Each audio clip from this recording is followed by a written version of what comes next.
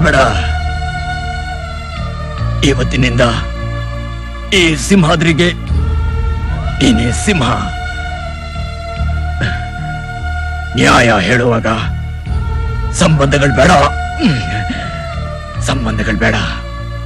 ಸತ್ಯ ಧರ್ಮ ಮುಖ್ಯ, ಅವುಗಳನ್ನ ಕಾಪಾಡ್ಕೋಬೇಕು. ನೀನ್ ಕೊಡೋ ತೀರ್ಪು 4 ಜನ ಮೆಚ್ಚುತ್ತಾರೆ ಅನ್ನೋದಕ್ಕಿಂತ ನಾವು ನಂಬಿರೋ ಆ ದೇವರು ಮೆಚ್ಚಬೇಕು.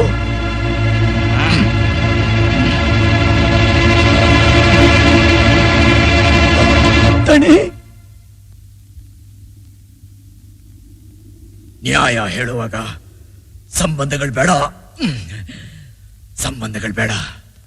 ಸತ್ಯ ಧರ್ಮ ಮುಖ್ಯ.